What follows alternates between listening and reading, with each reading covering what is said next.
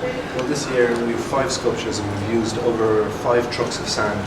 So last week we spent the week compacting them into wooden forms with builders' machinery, markers and motor vibrators, and lots of water to make it strong enough for us to be able to carve in detail. Normally you don't see the working process of a sculpture, so in a way we're demystifying the actual hard process of preparing and carving, and it happens in a very quick process from day to day, and you can see the changes in ideas, or how it develops and where it actually ends up from the original point.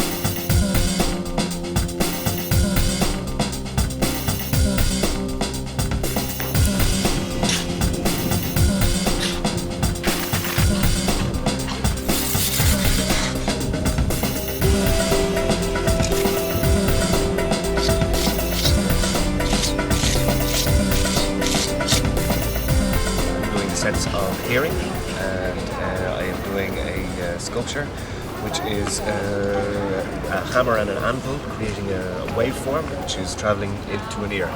But it's a play on the hammer and anvil because they are both bones in the ear. They're the bones which actually receive the sound, and the sculpture piece is called You Only Hear What You Want to Hear.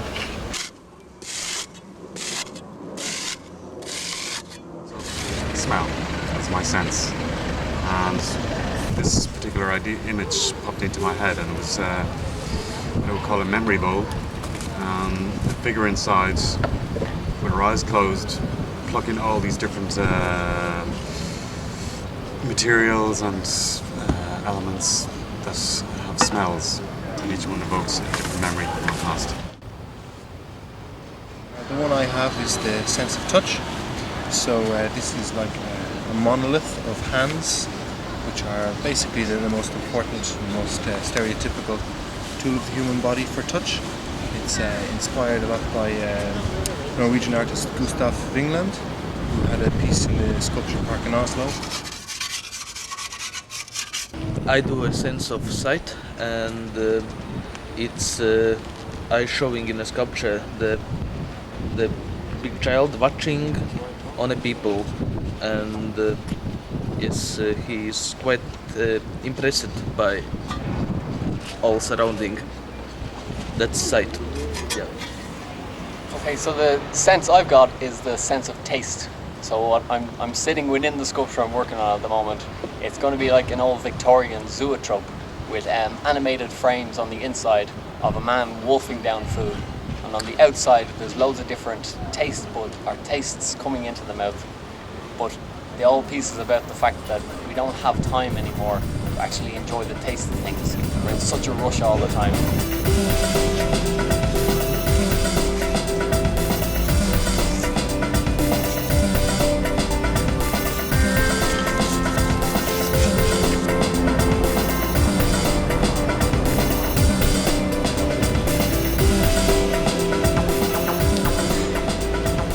As you can see at the moment, it's raining and doesn't really affect the sand too much. In fact, a little bit of light rain like this is quite good for the sand. It keeps it damp. Really, the wind and sun would be more of a problem for sand sculpture.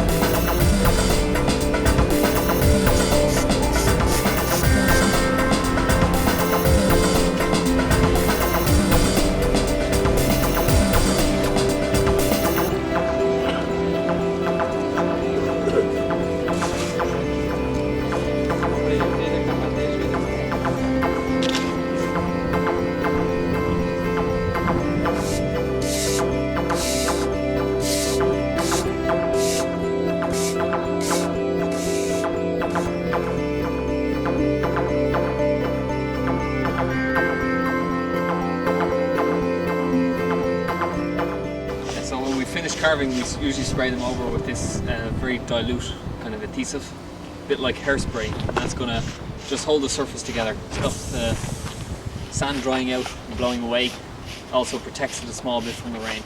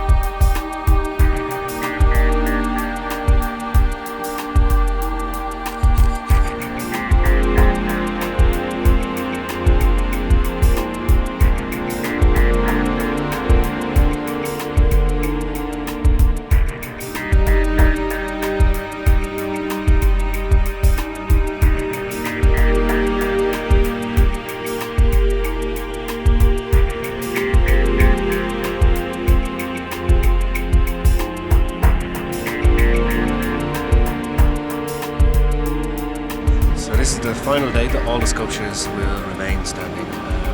As from tomorrow, we shall start to take down, very early in the morning, unfortunately for all of us, but we shall start taking the sculptures one by one and placing them back into the lorry where they shall shoot off to a building site somewhere. I have to conclude, it was an incredibly successful year. The footfall from Irish people was unbelievable. Just to stand here and watch people come into the courtyard and stroll, just make a beeline for the sculptures, go around, have a good look at the sculptures, and then leave the castle again. Just for us, it's starting to show that there are more people than just the tourists who come to visit the castle, coming to visit the sculptures. Nice media attention again this year, all over, I would say, a move higher in success from last year. The nature of ephemeral art is that at the end it gets destroyed either by nature, or in this case by man. So we have our documentation, we have our photographs, and the public have seen it for a month now, and that's all there really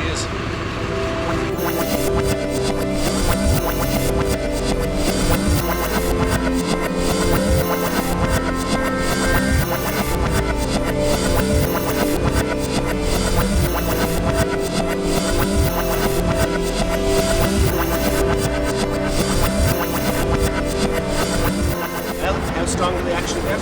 Given enough time to dry, the compacted sand becomes incredibly strong.